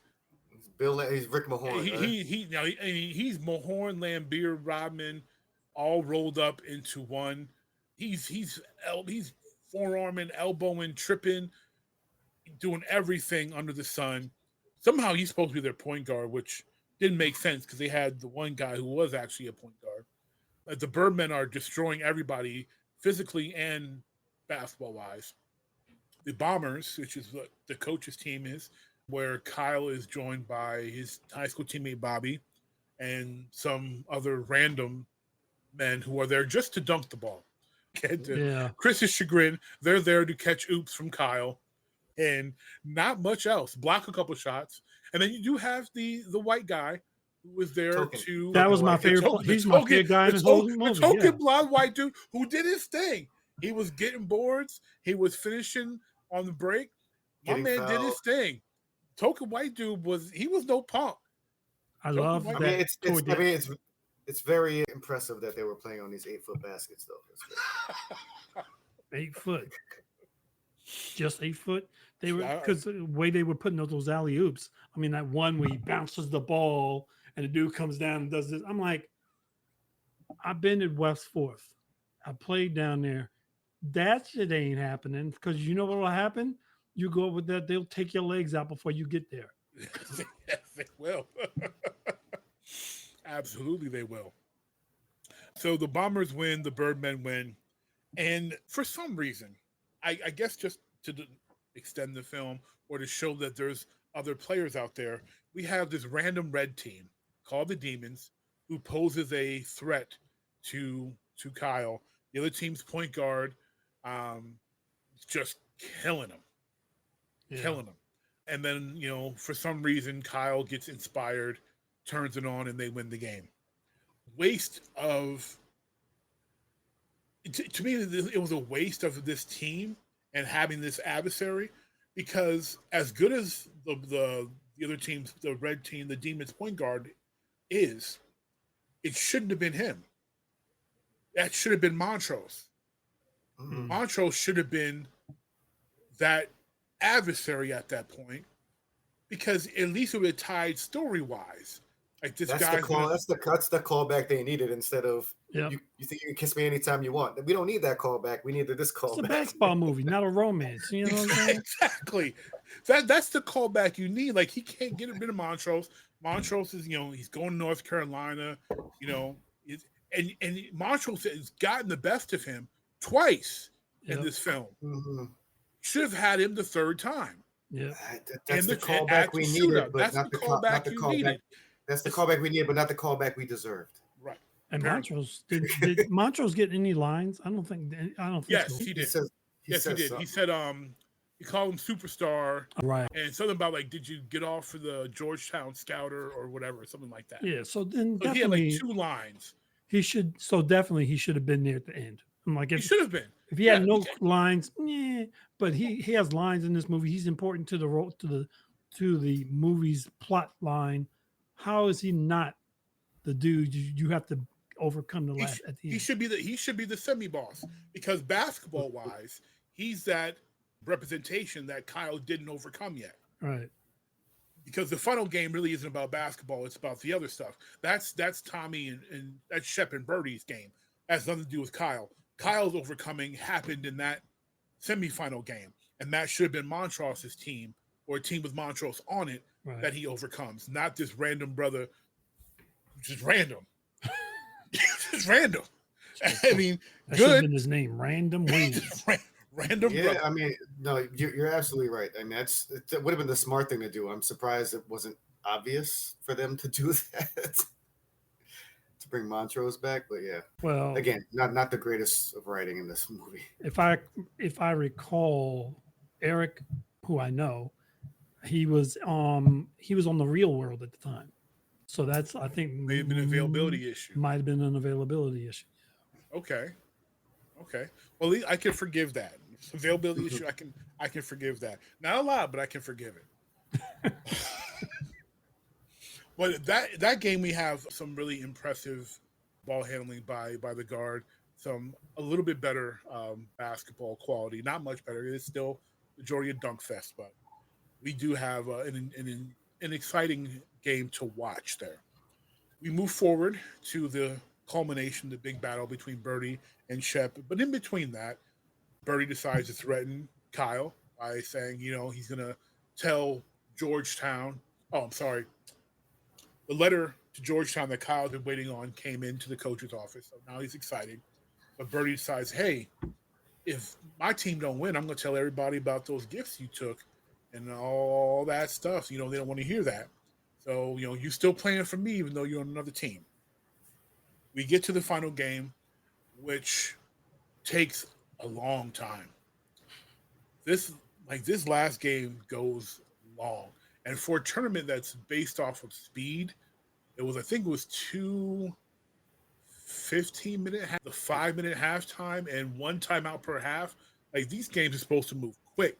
You don't got time to drag on, and they pull that full almost 20 minutes of that game. It's spent on Birdmen versus Bombers. They really make this game go a long time. Just like, this is supposed to be predicated on speed here. They wanted to make this like 24 real time. I mean, do we know how long this film is, by the way? 98 minutes. 98 minutes, yeah. Hour and a half. So there was, for Darren and me, that's like hour and a half to hour 45 is a sweet spot. Mm-hmm. But because we feel like there's so much backstory and like missing story there, they probably could have 10, 15 minutes had a little of that instead of like. Oh, it doesn't even need to be longer. Just take out a couple practice scenes. I don't need to see them doing the same drills all the time, man. Take that out. Like, this still could be a 90-minute movie, and I'm cool, you know? So take out the pee scene. Thank you. God, thank you. So we reach two incredible things happen in this final game. The first incredible thing I have to mention is the best player in the world makes the greatest play in the world. Number 52 for the Birdmen. He gets his own rebound, throws a massive outlet pass all the way down himself, catches it at 360. What? You'll never see that. What? He gets the rebound, throws the Dude, outlet. is this like the Looney Tunes basketball league? No, it's amazing. It is. You hit him high, hit him high. Gets that defense. That's why they're the Monstars. He got the defensive rebound, threw the outlet, caught the outlet, 360 dunk. Yo, they should be ashamed of themselves. Like, so we're talking about the writing here. The editing has a little bit to be desired. There's a little bit to be desired too. You're right. The continuity in the editing definitely leaves some to be desired. I have been harping on the writing. I think the editor was at that club too long. That 2-room club. Well, they also reuse the practice scenes as well, so maybe. I wonder how much basketball film the editor really had to work with. Because $6.5 million worth, which is not like 5 minutes. So that guy is the greatest player of all basketball film history. Well, I was wondering where you were going with that. Because if you can pull that off, what can't you do? Well, you asked who the GOAT was. There you go. That's the GOAT, number 52, Birdman. We don't know his name. No matter. We don't need to actually, back in 99, I did that actually. That's why you think you beat Dwayne Martin. I get it. You asked me for my favorite basketball moment earlier. I have a 5-point play. What? Yeah, I hit a 3, got fouled, missed a foul shot, got my own rebound, and put it back. Oh, that's 2 plays. No, it's the same play because it's there's like no. Yeah, we still same possession. And by the way, we won a championship, 3-on-3 championship with that play. Anyway, never mind. Okay, well the chip. Okay, we'll give you that. Roll credits. So that's the first important. That's the first impressive thing. The second impressive thing is Tommy Shepard. So. No, actually, this is also impressive, is the fact that some reason, now, I've played a lot of ball. I've been Detroit, Pittsburgh, Philly. I've balled in New York. I've been to the cage. I've watched people at the Rucker. I've played in DC, Baltimore. What I do not see are constant competitions of who can jump higher and hit the backboard. I've never seen those constant competitions. Just stop the game to have a jump off. I've never seen that. So Stop somehow, a game. yeah, just stopping. You're playing one-on-one with your homie, and all of a sudden you just stop to have a jump off. I've never seen it. Never seen it. LeBron stopped the game to celebrate his 40,000th point or whatever the hell. So why not? Sorry, this is why when you ask me who the GOAT is, like MJ would never stop a fucking game to celebrate. Oh, that shit. By the way, anytime there's a milestone like that, they stop. Anytime there's a milestone like that, they stop games. Not when you're losing, dude. Like you need. I'm sorry, I never saw that happen back in the '90s, dude. No, I did. They do that shit. They do that shit now. But like LeBron, I remember watching when they stopped the game when Kareem passed Wilt. I remember watching that when Kareem passed Wilt and they stopped the game and they gave the game ball. They put the game ball on the side of the Lakers bench so we could have it. I remember watching that. It's before my time, I guess. It's not that it wasn't super common, but because passing the all-time, person doesn't happen that often. But tell me, did they win the game? I feel like they probably won the game. I think it's the Lakers in the '80s, so yeah, they probably won the game. LeBron lost that game by like 18 points. All right, so I'm just saying, wait till after the game. Just you know what? Look, did he throw like a selfie down to the other end of the court and dunk the ball? But LeBron, if LeBron got his own rebound and threw the outlet to himself for the dunk, then you gotta stop the game, let him get the ball. No, we can watch it on SportsCenter the next day. It's fine. You gotta stop the game and go home. Well, that's different. Maybe they say that automatic win by. Just go home. Anyway, so I digress. As the Bombers and Birdmen are engaged in war, we can't call it basketball. This is war. Cats are getting knocked down, beat up, knocked out of the game. People are getting hurt left and right. Kyle's ankle's hurt. They take Bobby out. They take number 55 for the Bombers out. Everyone's getting hurt. And during this very long final game that's supposed to be fast, Tommy is in a cab, sees a random one-on-one game that stops for this random jump off mid-game, and I don't understand what it's supposed to be telling us. That he's just watching this random jump off, and it tells him to go to the shootout. I don't know if it's supposed to remind him of him and Nutso, but they're not on a roof. They weren't betting money. They were just playing one-on-one inside to have another random jump off. I don't understand what the whole point of that was, but it happened. So Tommy decides. I'm not going to ask you to elucidate because I know the answer is I don't know. Yeah, pretty much. So Tommy shows up at the shootout in his corduroys and overcoat. There's only 4 players available because everyone else is hurt for the Bombers to go in. And, as basketball players, we know you can play a game with 4 players. If you start the game with 5 and someone gets taken out and you don't have, all you have is 4, you can play with 4. You can even play with 3. It is allowed. But in this world, you have to have 5 players. So Tommy says, put me in. Tommy was on the original roster. Verdi loses his mind. The coach gives him a uniform, and Tommy Shepard is in the game, playing in an organized ball game for probably the first time since he was in high school. He gets the ball, he gets elbowed in the face by Motar. Gets the ball again. It drives, and Motar takes his legs out from under him, flips him over head over heels, makes his mouth bloody, scuffs his head up. And Kyle's like, "What are you doing this for? It's just a game." And Tommy goes, "Not for me." And then Tommy decides to have the greatest performance in street Rucker shootout history. Trivia question here. How many points did Shep approximately score in the game? Well, is that based on like? So here's the. So I'm saying the said or what we saw on the screen. What we saw. I And I'm saying approximately because we can't see his feet a lot of times. We don't know if he's shooting twos or threes, or if everything was twos in this shootout. So I'm saying approximately. I'm going to think since it's a 94, threes weren't prevalent really so much. So most of those are probably twos. I'll say 20, 20 points firm. Okay. What do you think, Chris? Man, I wasn't paying attention like that. This is why Darren hates me, because I ask yeah, questions yeah, like that. Yeah. I'm gonna give him 30. He dropped a lot of jumpers there.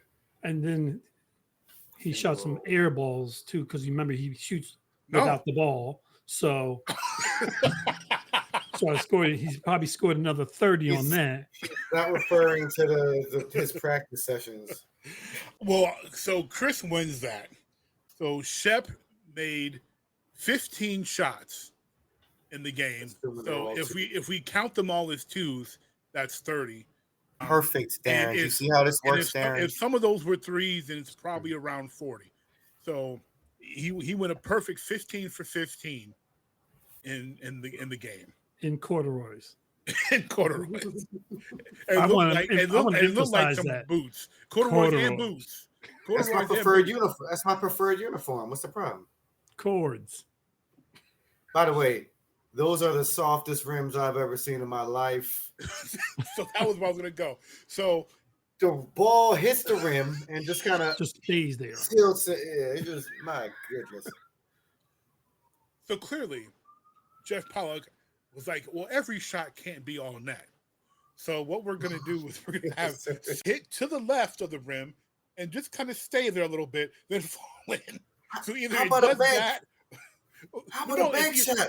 But it's either all net or it does this little thing on the left side of the rim that goes in. It's only those two. Those are the only ways. Unless he dunks it or does the finger roll, every jump shot is all net or has that little pause on the left side of the rim and goes in. Do we have to research if Jeff Pollock ever played basketball before, or we just understand Canadian basketball or something?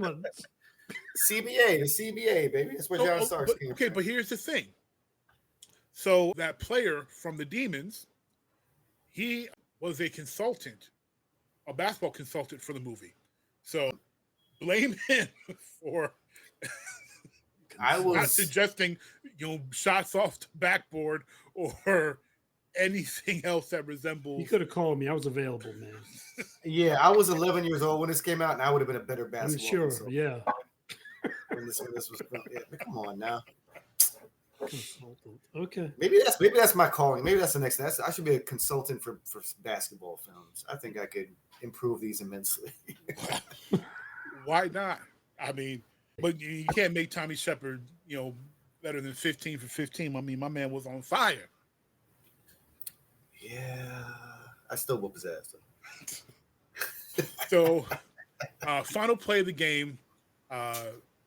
Shep steals the ball from Motar, throws a alley-oop from the three-point line to Kyle, who catches it for the dunk to win the game. During celebration, Motar is commanded by Birdie to handle his business. And as we mentioned earlier, he grabs his duffel bag, pulls out the 9 in front of hundreds of people to go and kill Kyle. Everybody does what people do when they see a gun come out. Everybody ran. Except for Shep. Shep dove in front of Kyle, took the bullet. Somehow, and here's the thing. Shep sees this going down, and he starts to make his way to Kyle. But right after Motar shoots, there is a plainclothes cop right there. Yeah. Well, because they know and he's armed. And he's right there. Because they know that there's going to be a shooting at a predominantly black basketball game, sporting event. Obviously. Oh, yeah. Clearly. No. I'm surprised there weren't more.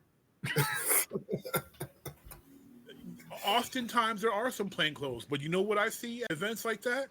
I see uniformed officers all the time. There wasn't a single uniform in sight. Yeah. Well, that would help for deterrence. Yeah. So clearly, Murtaugh Motown crazy. Motown do not care. They were busy getting hot dogs. So that sounds like that's your boy. I think you really like Motown. That's your guy, huh? I was impressed. I'm a big Wood Harris fan. I'm not gonna lie.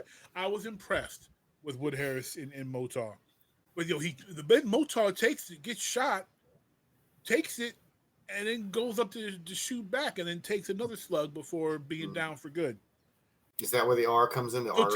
Technically, we had 3 shootings actually. Motown shooting Shep, the cop shooting Motown, and then that's one shooting. That's two different guns. That's 2 shootings. Is that how we define it? It's just one event. Yeah, 2 shootings, two different intended targets. I still don't give this an R. I give it a 3.0, but I'm not going to give it an R. And then we see, and then we see. So Shep is lying on the ground waiting for the ambulance, the slowest ambulance. And another weird thing as far as relationship goes, because Kyle is there, and then Kyle's mom is there next to him, and the coach is by him, and Shep reaches his hand up to hold someone's hand, and it's the coach that grabs his hand. You would think the kid who just got his life saved by you would either grab your hand, or his mom's that you're trying to get with is going to grab your hand and comfort you. Neither one of them make any attempt to comfort the man who just took the bullet. It's his coach that grabs his hand. Wait, I thought when he was laying on the ground, the kid was he was there holding his arm, holding his hand. No one was holding his hand. He's lying with his hands like this. He puts his arm. He puts his hand out, and the coach grabs his hand. Oh, I don't know. Maybe they were dating. I don't know. Hey man, they seem pretty close. He got him a job. He was offering him replace him as a coach. You don't know. Just saying. I mean, it's a very progressive movie. But your girlfriend and your girlfriend's son, whose life you just saved, they can't hold your hand apparently after you take a bullet from him. Maybe he had something on his hands or something. And so then we get to the final scene in the movie. Tupac is again in the bottom room of this 2-room club, looking like the exact same as every scene he's in this club. And Boogaloo shows up, smiling, busts a cap in his chest, and walks away, continuing the trend of Tupac getting shot and killed in movies in the 90s. Yeah. Wow. And that summarizes the film that grossed $16.2 million. Oh, so it actually made money. In box office. It made money. Yes. 10 million, about 10 million. Almost made 10 million more. So the big question is, trivia-wise here, which made more money? The movie or the soundtrack?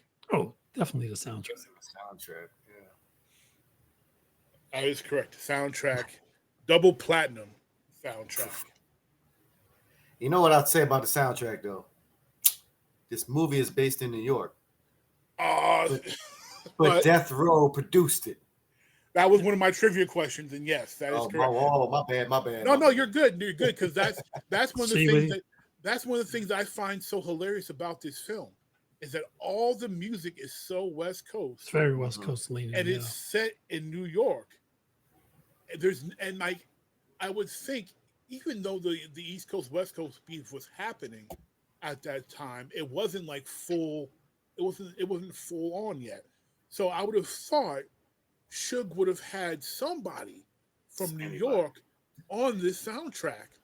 Yeah. And the closest you have is the one Pac song that's not even on the CD. It's only on the cassette version. And it's the one joint that has Tretch in it. And Tretch is from Jersey. He's not even from New York. Newark. What's that, Chris? Oh, God. Sorry, I got distracted by someone talking about Newark. Hey. Is that Pain? Is that one of the early tracks? No. So, but Pain was one of the ones that was not on the CD. It's only on the cassette version. It's called Loyal to the Game with Tupac, Tretch, and Riddler. And that's the only East Coast cat on there. It's just like that. It just makes no sense. At all. Where's SWV from? Aren't they West Coast? No, Don't say actually, that. maybe not. No, I think they're East Coast. It might be me. There you go. They're in this. Well, so we talk about the soundtrack versus like songs that appear. I don't know if the song was in there, but anything by SWV. No, so yeah. So the first song we hear, you mentioned They're Pain. New York. They're from New York. It's New York, Hey. yeah. Okay, so we did. So SWV gives us something. But in order of appearance, first song we hear is Pain that you mentioned, Chris. Mhm. We hear that right away when Tommy wakes up from the dream. The second song we hear is SWV's Anything, and it's the first track on the CD. And we hear that in the 2 Room Club. We hear the most popular song on the soundtrack, Regulate. We don't hear that until the very end, actually, of the movie, which is actually Kyle in college hitting a game winner for the Georgetown Hoyas. That's the last song we hear in the film. I mean, that's a good song. No, it's a great song. I had to look this up Okay. because it was a nominee for the MTV Music Awards for Best Song. Yes, it was. It didn't win. I know which one. I looked up which ones were in it as the nominees and which one won. My recollection is that they got robbed. I think some whack song won. It's not whack. What is it? I can almost understand. So the nominees are Bryan Adams, Rod Stewart, and Sting for All for Love, which I love from the Three Musketeers movie. UB40. Oh, that was a All for Love, or One for All, make whatever it that song. all for one and All all for for Love. love. I hated that song. Yeah. Oh, come on, bro. Song was whack. Movie You're was whack. Song You're was whack. No, you watch it anyway. I saw that movie. Yeah, you're talking about the Kiefer Sutherland, Chris O'Donnell. Yeah. Yeah. Movie was underwhelmingly whack. Can With someone all tell that me who- talent, Let's agree to disagree. all that talent, that movie should have been so much better. I digress. UB40 Can't Help Falling in Love. Good song. That's a certified A banger. classic song, but I wouldn't pick it over Regulate. But okay, I'll give that. The Proclaimers, Walk 500 Miles. 500 Miles, catchy Which song, is but not better than Regulate.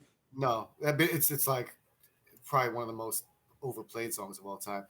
And Streets of Philadelphia, Bruce Springsteen. That was a big Yeah, song. I would. Do you know which one of those songs beat out Regulate? Bruce Springsteen. No. Yeah. Really? Yeah. Yeah. Yeah, that's all right. It's not a whack song. It's not a whack song. No, but he was pretty hot. Bruce But Springsteen yeah, on that. but Regulate like legit. Like, Yeah. oof. It This is started still- playing at the end of This this. is still the 90s. They were still playing. They were still barely playing black music on MTV. I'm sure it probably won like a BET award or something like that. Yeah. BET Awards didn't exist at this point. Well, whatever the black award was at that moment in time. We didn't have any really. NAACP down there. They weren't really doing music awards like that at that time. But really this didn't song have started. This song started playing at the end, and I was like, "Oh my god!" I don't know if it fit the vibe of the movie, but I enjoyed it anyway. It doesn't. Like most of the songs, like the biggest songs on this soundtrack don't fit the vibe of the movie. And the two biggest songs being Regulate and Afro Puffs, which is not heard at all in the film. But those are the two biggest songs that came off this soundtrack. And they don't fit the vibe at all. Yeah. But yeah, we mentioned like a lot of West Coast stuff, right? Like Tupac's in the movie, so like you get it, and he has a few songs on here, but it's also like, do they ever say it's in New York, by the way? Do they ever actually say that? They So never maybe say it, but No. it's visually clearly New York. Yeah. Yeah. But Yeah. I don't know. Now you do hear some music not on the soundtrack. You hear Pump Pump multiple times by Snoop from the Doggy Style album. You hear that multiple times in this film. You hear where it's Kyle working out, and then you hear it second time, I forget when. And then we also hear during the game against the Demons, we hear Tupac's "Holla If You Hear Me" from the Strictly for My Niggas album. Yeah. I don't remember. I wrote down a bunch of songs that play, but I don't even know if they're in this actual official soundtrack. We also heard, I believe we heard the Big Pimpin' from the soundtrack in the movie. We heard pretty sure we heard the Al B. Shore version of "I'm Still in Love with You" in the movie. Yeah. And the "You Bring the Dog Out," I believe we also heard that as well. You can correct me if I'm wrong there. I'm pretty sure that was right. Oh no, I didn't write down everything. But yeah, most of the ones I didn't remember the last one. Oh no, I'm sorry. It was the H-Town Boys "Part-Time Lover." Yeah. That played during the movie as well. The song was dedicated to his mother. Dedicated to his mother. Well, miss. No, the way they played it out, it would be surprised. Dude, I thought you were being serious. I was like, okay. Oh my god. Yeah. Great soundtrack. The great soundtrack. I would give the soundtrack a 4 out of 5 personally. It's very just like nostalgic, like 90s, like West Coast hip hop. Like every song is just like, oh yeah, like I'm back in my school dance right now. Yeah. If I had like a 2-room rap nightclub, this is what I would play. Oh, absolutely. This is great. Just a nice flashback. Is there anything is there a song that is in the film or on the track that you particularly don't like, or like not doesn't fit, but like just it's like, why is this even here? That's a hard question.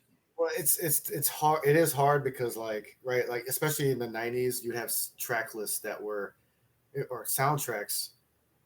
Obviously, like not all the songs were in the movie. It was really just like a compilation of artists that you thought like would, That were hot. Yeah, were hot and you thought would sell, right? So like, do they fit the movie? I don't know. Are they dope? Yeah, this is a good soundtrack. So like, contextually, yeah, they all. I think most of it makes sense. No, I do as well, especially from what they used. Yeah, It's so that they played Afro Puffs during the movie, and it's like, oh, how does this fit? It doesn't. They played everything really fits except for Regulator at the end, and you had to play that song because of just how dope the song is. Yeah, I don't know if you have access to the song and you don't use it, you've made a huge fucking mistake. Yes, absolutely. You have failed in life. You have failed in your job. You have failed. Yeah, just retire or whatever. Yeah. Funny thing, the Lady of Rage did not want the song on the soundtrack. She didn't like the song. She felt the rhymes were too simplistic and basic. So she asked Suge. It's one of the best storytelling songs of all time. Yeah. That's weird. That's what she said. She felt her rhymes were too simplistic and basic, and asked Suge to take the song off the soundtrack. And she thought Suge did it, and her agent was like, Suge did not take that off the soundtrack. And then it caused her to blow up. She did not like the song. Well, artists are always going to be hardest on their own songs, Oh, so I thought you were talking about Regulate. No. Regulate. Which song are we talking about? Afro Puffs. Oh, Afro Puffs. Okay. Yeah. I mean, that made her. I mean, that was her career. Yeah, that song. Like, I mean, whatever. If I had a song in any soundtrack, I wouldn't be complaining. Like, yeah, use it, man. Damn, why you put my song in and make it really popular? Damn it. Suge, what are you doing? What are you thinking? I'm not in this for the money. I'm in this for the art. For the art.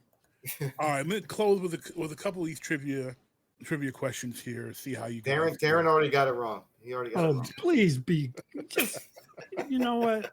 Go play basketball on the roof. Oh wow, that's some dark ass shit, man. I didn't That's say you. dark. I didn't say which one you were gonna be. You could be. You No, could but be Tommy. You could be Nutso. You I could think be. it's implied. I think it was implied by his. Nah, don't enter him. Yeah. Oh, question number one: how many scenes of basketball are in the movie? Closest one to the number wins. How many One. basketball? How One many long basketball one. scenes are? I don't know. Scenes? Scenes. I want to say 10, Okay, it's not a bad guess. What do you think, Darren? which means it's higher. Damn it. I'm gonna say Wrong. 25. Whoa. Okay, well, closest to the number wins. Darren wins. The We're not going over. He went over, but not by So much. He loses. 21. Oh, there you There are go. 21 scenes That's how you do of it, playing Chris. basketball. Do you have them? He went over. It doesn't count. Do you have them listed out? I just did it really quick in my head, like a couple. Well, I have them listed practices, a out. couple- Yeah, I have them listed out. What street ball legend had a small role in the film, but did not involve him playing basketball? Oh, I don't know. Crackhead Willie? Sounds the same as the other dude. I can tell you that he played in the same era as Earl the Goat Manigault. I am not well versed on my street ball legends. Okay. I can tell you he played the character Phil Red, the Georgetown Scout. If you can try to picture his face. Georgetown Scout. I was thinking about the guy at the club, the white dude in the club. Nah. I'm not even gonna venture a guess. No guess? No guesses? Yeah. The legendary Pee Wee Kirkland. Oh, played Phil shit. Red. Oh, Because I know that name. yeah, me too. I don't think I could identify him if I saw him though. All right, last question. What school did Georgetown beat for the Big East title at the end of the film? Oh, Seton Hall. I was gonna say St. John's.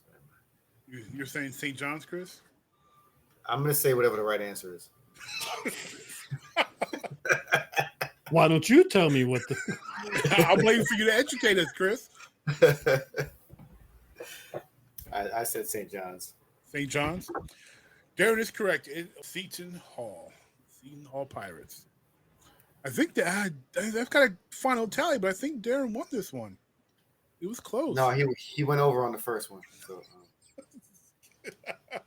it's closest without going over. That definitely was not a stipulation that I put into there. Thank you very much, everyone. I'm putting it in there. I would like to thank my lawyer, and It's the first time he's got trivia over me. That's all. Well, I was impressed, Chris, that you knew the Star Trek 5 that quickly. That is not one that people come up with. I'm a Trekkie. He's a I'm Trek definitely nerd. a Trekkie. No, I've been I'm a watching third Star generation Trek like Trekkie, too. I've been watching Star Trek Lower Decks for the last like 2 weeks. So Nice. Very nice.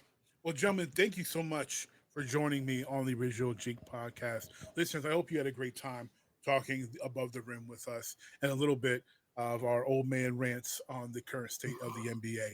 For more rants like that, feel free to subscribe to the original Jeek podcast, as well as our sports only show, Analysis 101. You can follow the track list on social media. The links will be in the description, as well as for Chris Saunders, Darren Jenkins. Any parting words, gentlemen? no, except for go Knicks, and hopefully we find a good coach. Damn it. yeah. No. Thank you so much for having us, thanks, man. I'm sure we could have talked for another hour or two on this. But We could, yeah, but good you know, conversation. yes, absolutely. But you know, I know if I talk too much longer, the wife's gonna get mad. So, Invite us back for that podcast about the moving picks. right? Oh, I'll quote Captain America, Chris Evans on that one. I can do this all day. Well, that is the original Jeek podcast. Listeners, we cannot do this show without you. We love to hear your feedback, especially on reviews that comes with stars, the number of 5. So please give us any likes and shares, comments, and reviews that you can. We greatly appreciate you. And until next time, peace.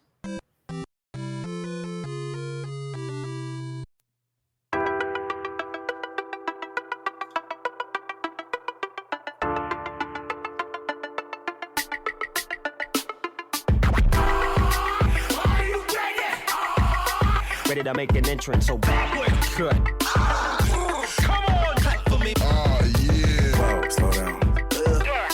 Whoa, speed up.